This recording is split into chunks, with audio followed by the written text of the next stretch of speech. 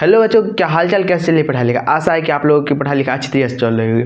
तो आज से पहले के क्लास में हम लोगों ने जाना था कि प्रकाश के परावर्तन के बारे में पूरा जान लिए थे और दर्पण के बारे में जाने थे, दर्पण के कितने प्रकार होते हैं उनके बारे में भी जाने थे।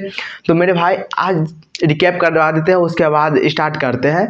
तो चलिए स्टार्ट करते हैं। ये पार्ट 3 है। पहले में पार्ट 1 में प्रकाश के बारे में जाने थे और दूसरे लेक्चर में प्रकाश के परावर्तन के बारे में जाने थे और तीसरे में हम जानेंगे दर्पण के प्रकार, जिसमें समतल दर्पण इससे पहले सेकेंड लेक्चर में देख लिए थे और ये है थर्ड लेक्चर। तो थर्ड लेक्चर में गोलीय दर्पण समझेंगे, गोलीय दर्पण समझेंगे। देखिए भाई, दर्पण क्या है। दर्पण दर्पण कितने प्रकार के होते हैं? दर्पण 3 प्रकार के होते हैं। समतल दर्पण, गोलीय दर्पण, परवलयिक दर्पण। कौन कौन सा होता है? समतल दर्पण, गोलीय दर्पण, परवलयिक दर्पण। इससे पहले क्लास में पढ़े थे जिसमें समतल दर्पण पढ़ चुके हैं। आज गोलीय दर्पण पढ़ेंगे। और गोलीय दर्पण 2 प्रकार के होते हैं, अवतल दर्पण, उत्तल दर्पण, याद रखिएगा।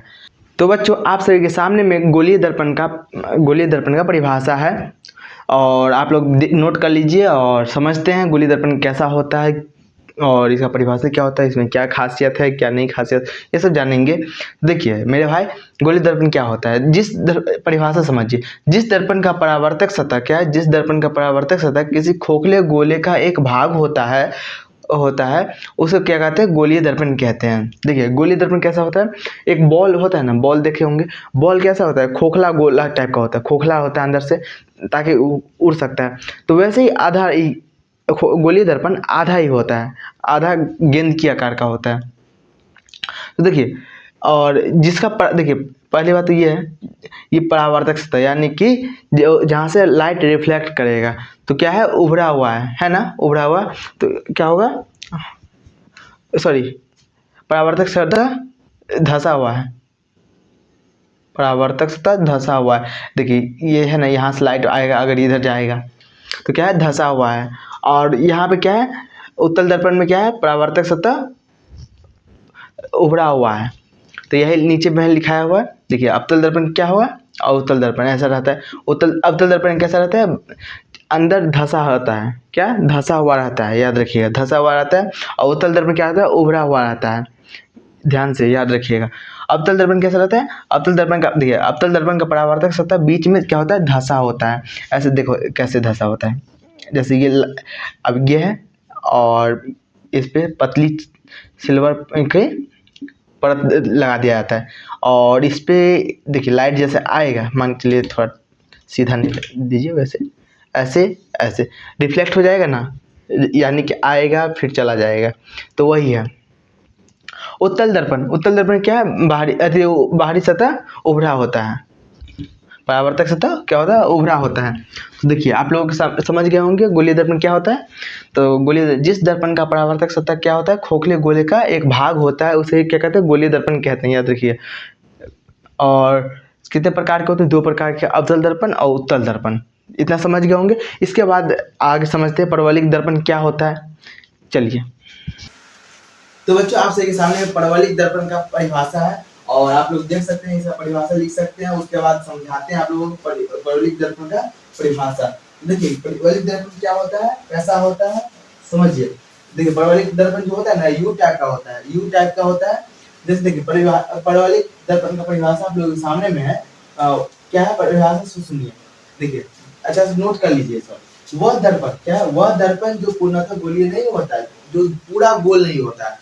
कैसा नहीं होता? पूरा गोल नहीं होना चाहिए, तब उसको क्या कहते हैं? परवलयिक दर्पण कहते हैं। याद रखिए, जो पूरा गोल नहीं होगा उसको क्या कहेंगे? परवलयिक दर्पण कहेंगे। देखिए परवलयिक दर्पण यू टाइप का होता है, याद रखिए, यू टाइप का होता है, ऐसे या फिर ऐसे, मतलब ऐसे, समझे। और परवलयिक दर्पण का उपयोग कहाँ पे किया जाता है? परवलयिक दर्पण का उपयोग कहाँ किया जाता है? याद रखिएगा, विपतन गोलीय विपतन दोष को दूर करने के लिए परवलयिक दर्पण का उपयोग किया जाता है। क्या होता है? गोलीय विपतन दोष को दूर करने के लिए परवलयिक दर्पण का उपयोग होता है। याद रखिएगा क्या होता है? इसका उपयोग करता है, क्या जाता है? गोलीय विपतन दोष को दूर करने के लिए किसका उपयोग किया जाता है? तो क्या है? तो उपयोग परवलयिक दर्पण का। याद रखिए परवलयिक दर्पण का उपयोग किस दोष को दूर करने के लिए किया जाता है? तो गोलीय विपतन दोष को दूर करने के लिए परवलयिक दर्पण का उपयोग किया जाता है। इतना समझ गए। इसके आगे आप लोगों को समझाएंगे कि तो मेरे भाई परवलिक दर्पण जान गए, उसके बाद आता है कि गोलीय दर्पण में कौन सा किसको सूचित किया जाता है, वो सब के बारे में जानते हैं, मतलब किस चीज से किसको सूचित किया जाता है। जैसे हो गया वक्रता केंद्र, किससे सूचित किया जाता है, या फिर दर्पण का ध्रुव किससे सूचित किया जाता है। उसके बाद है वक्रता त्रिज्या, किससे सूचित किया जाता है। ये सब के बारे में जानते हैं आप, गोलीय दर्पण में कैसे कैसे क्या होता है, ये सब पूरा जानेंगे लाइन से। और देखते हैं पूरे स्टेप बाय स्टेप पढ़ेंगे। देखिए दर्पण का ध्रुव क्या है, दर्पण का ध्रुव जैसे दर्पण है, मान लीजिए दर्पण बना दिए हैं आप लोगों के लिए, स्पेशली दर्पण बना दिए हैं। देखिए यहाँ पे एक डायग्राम बना दिए, छोटा सा एक देखा नहीं था, तो ये दर्पण मान के चलिए। और देखिए यहाँ पे ध्रुव क्या है, परिभाषा समझिए। क्या क्या कहते हैं, दर्पण के मध्य सतह मध्य सतह को दर्पण का ध्रुव कहते हैं, यानी कि पोल कहते हैं। क्या होता है, दर्पण का ध्रुव किसे कहा जाता है, दर्पण के मध्य सतह को दर्पण का ध्रुव कहते हैं। इसे किससे सूचित किया जाता है, पी से सूचित किया जाता है। पी से सूचित किया जाता है, याद रखिए पी से सूचित किया जाता है। यानी देखिए यहाँ पे रहेगा, उसको क्या कहें, ध्रुव कहेंगे, पी से सूचित किया जाता है। उसके बाद है वक्रता केंद्र, गोलीय दर्पण जिस खोखले गोले, ये खोखला गोला होता है ना, तो गोलीय दर्पण जिस खोखले गोले का एक भाग होता है, उस गोले के केंद्र को दर्पण का वक्रता केंद्र यानी कि सेंटर ऑफ कर्वेचर कहते हैं। क्या होता है, उस गोले का केंद्र को दर्पण का वक्रता केंद्र कहते हैं, जिससे अरे कहते हैं वह ना। उसके बाद इसे सी से सूचित किया जाता है, किससे सूचित किया जाता है, सी से किया जाता है। जैसे देखिए सेंटर ऑफ कर्वेचर, यानी कि देखिए किसी खोखले गोले होता है ना, उसकी एक भाग को, यानी कि जैसे मान लीजिए गेंद है, ये गेंद समझ जाते हैं, इसमें क्या होगा, इसको काटिएगा ऐसे, मान लीजिए काट दिया है। उसके बाद क्या होता है, ये बीच में जो बनेगा ना, उसको ही क्या कहते हैं, सेंटर ऑफ कर्वेचर, यानी कि सेंटर, ये मेन सेंटर ना, तो वही है सेंटर ऑफ कर्वेचर। उसके बाद है वक्रता त्रिज्या, क्या है वक्रता त्रिज्या, तो वक्रता त्रिज्या दर्पण के क्या है, परिभाषा समझिए, दर्पण के ध्रुव P और वक्रता केंद्र के बीच की दूरी को वक्रता त्रिज्या कहते हैं। क्या कहते हैं, रेडियस ऑफ कर्वेचर कहते हैं। देखिए क्या कह रहा है, दर्पण के ध्रुव, यानी कि दर्पण के ध्रुव हो गया P और वक्रता केंद्र हो गया C, तो क्या हो गया, वक्रता केंद्र हो गया C के बीच की दूरी को, यानी कि इसके इन दोनों के बीच की दूरी को क्या कहते हैं, रेडियस ऑफ कर्वेचर। क्या कहते हैं, रेडियस ऑफ कर्वेचर। क्या होता है, तो वक्रता केंद्र और ध्रुव के बीच की दूरी को क्या कहते हैं, रेडियस ऑफ कर्वेचर, यानी कि वक्रता त्रिज्या कहते हैं। तो वक्रता त्रिज्या को प्राय छोटी आर या बड़ी आर से सूचित किया जाता है, याद रखिएगा। आप समझिए दर्पण का ध्रुव को किससे सूचित किया जाता है, थोड़ा आप लोग रिपीट कीजिएगा। दर्पण का ध्रुव को किससे सूचित किया जाता है, पी से सूचित किया जाता है। दर्पण के ध्रुव को किसको कहा जाता है, तो मध्य सतह को दर्पण को ध्रुव कहा जाता है। क्या कहता है, दर्पण के मध्य सतह को दर्पण का ध्रुव कहते हैं। ये हो गया। उसके बाद है वक्रता केंद्र, गोलीय दर्पण जिस खोखले गोले का एक भाग होता है, उस गोले के केंद्र को दर्पण का वक्रता केंद्र कहते हैं, यानी कि सेंटर ऑफ कर्वेचर कहते हैं। याद रखिएगा, इसे इसी से सूचित किया जाता है। मेरे भाई अगर फास्ट में हम बोलते होंगे तो आप कमेंट में हमें कर सकते हैं, तो अगली वीडियो में हम कमेंट आप लोगों के लिए धीरे से बोलेंगे, धीरे धीरे बोलेंगे। इसे कहते हैं, इसे इससे सूचित किया जाता है। उसके बाद वक्रता त्रिज्या, क्या है वक्रता त्रिज्या, दर्पण के ध्रुव, देखिए दर्पण के ध्रुव यानी कि दर्पण के ध्रुव हो गया पोल और वक्रता केंद्र यानी कि सेंटर के बीच की दूरी को क्या कहते हैं, रेडियस कहते हैं। रेडियस यानी कि रेडियस ऑफ कर्वेचर, क्या कहते हैं, त्रिज्या, वक्रता त्रिज्या कहते हैं। इसे छोटी आर या बड़ी आर से सूचित किया जाता है। अब दोबारा रिवाइज करवा दी, इसके आगे आप समझते हैं, इसके आगे हम समझेंगे प्रधान अक्ष क्या होता है, ये सब के बारे में जानते हैं, फोकस दूरी हो गया, ये सब पूरा जानेंगे। तो बच्चों आपके सामने प्रधान अक्ष या मुख्य अक्ष की परिभाषा है और मुख्य फोकस की भी परिभाषा सामने में, आप लोग नोट डाउन कर लीजिए। उसके बाद आप लोगों को समझाएंगे कैसे क्या होता है इसमें। देखिए प्रधान अक्ष क्या है, प्रधान अक्ष क्या है, ये नॉर्मल क्वेश्चन, प्रधान अक्ष क्या है, तो दर्पण के ध्रुव, क्या है, दर्पण के ध्रुव P यानी पोल, ध्रुव इंग्लिश में कहा जाता है पोल, दर्पण के ध्रुव और वक्रता केंद्र यानी कि सेंटर ऑफ कर्वेचर को मिलाने वाली रेखा प्रधान अक्ष कहलाता है। क्या कहलाता है, दर्पण के ध्रुव और वक्रता केंद्र को मिलाने वाली रेखा प्रधान अक्ष कहलाता है। याद रखिएगा, दर्पण के ध्रुव और वक्रता केंद्र को मिलाने वाली रेखा को क्या कहते हैं? प्रधान अक्ष कहते हैं। ठीक है, ये वक्रता केंद्र है, वक्रता केंद्र और क्या, वक्रता केंद्र और दर्पण के ध्रुव को मिलाने वाली रेखा को क्या कहते हैं? प्रधान अक्ष कहते हैं, यानी कि प्रिंसिपल एक्सिस कहते हैं। क्या कहते हैं? प्रिंसिपल एक्सिस कहते हैं। प्रधान अक्ष को इंग्लिश में क्या कहते हैं? Principal axis. इसको क्या कहते हैं? देखिए सीधा जो रेखा जा रही है ना, ये सीधी लाइन, उसको क्या कहते हैं? प्रधान अक्ष कहते हैं, यानी कि प्रिंसिपल एक्सिस कहते हैं, याद रखिएगा। उसके बाद है मुख्य फोकस। मुख्य फोकस क्या है? अगला है मुख्य फोकस किसे कहते हैं? यानी कि देखिए गोलीय दर्पण के मुख्य अक्ष के समानांतर क्या है? गोलीय दर्पण के मुख्य अक्ष के समानांतर आ रही किरणें परावर्तन के बाद, आ रही किरणें परावर्तन यानी परावर्तन के बाद जिस बिंदु पर एक दूसरे को काटती है या काटती हुई मालूम पड़ती है, वह बिंदु क्या कहलाता है? मुख्य फोकस कहलाता है। याद रखिए, देखिए परिभाषा के अनुसार समझिए।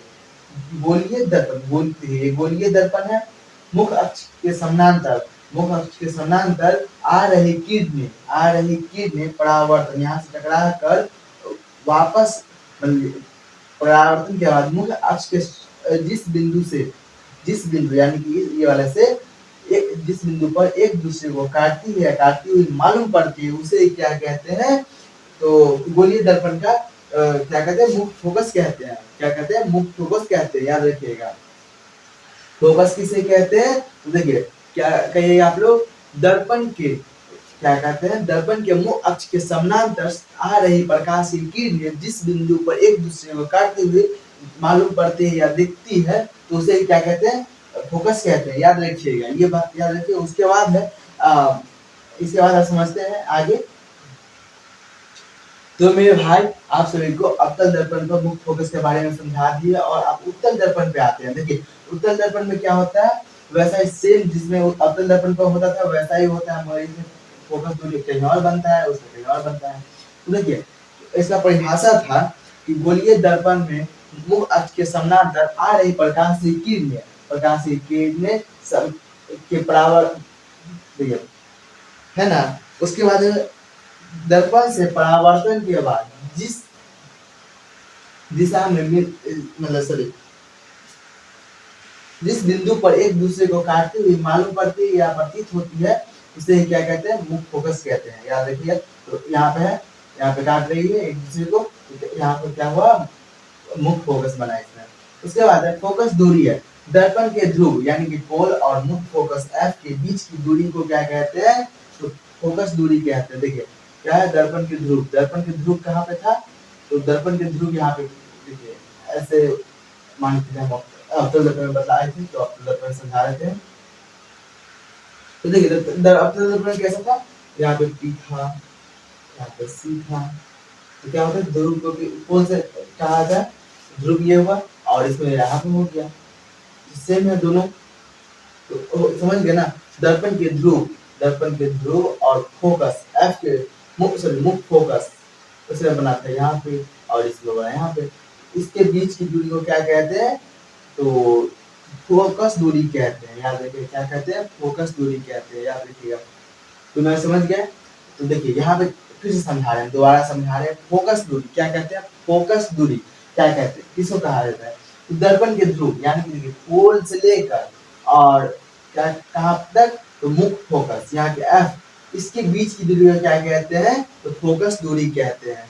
इसमें भी समझ लीजिए, यहाँ पे पोल है, पोल से लेकर एफ के बीच की दूरी को क्या कहते हैं? फोकस कहते हैं, फोकस दूरी कहते हैं। जिसे छोटा एफ से, स्मॉल एफ से सूचित किया जाता है, स्मॉल एफ से सूचित किया जाता है, छोटा एफ से सूचित किया जाता है, याद रखिएगा। समझ गए? तो इससे पहले अवतल दर्पण में समझाया था, और ये उत्तल दर्पण में हो गया, समझ गए होंगे अच्छी तरीके से। तो बच्चों आपसे के सामने में गोलीय दर्पण की फोकस दूरी और उसकी वक्रता की में संबंध बताया गया है। संबंध बताया गया, तो समझिए क्या क्या होता है, क्या सब नहीं होता है। गोलीय दर्पण का संबंध कैसा होता है फोकस दूरी के और उसकी वक्रता त्रिज्या में। तो देखिए गोलीय दर्पण की फोकस दूरी उसकी वक्रता त्रिज्या की आधी होती है, यानी कि हाफ होती है। क्या होता है? गोलीय दर्पण, यानी कि गोलीय दर्पण जो होता है ना, ऐसा गोलीय दर्पण, उसकी फोकस दूरी कैसा होता है?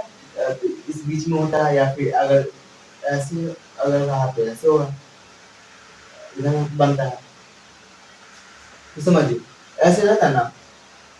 तो क्या है, उसकी वक्रता त्रिज्या की आधी होती है, वक्रता त्रिज्या की आधी होती है, तो इसकी आधा होता है, क्या होता है, आधा होता है, यानी कि F बराबर R/2।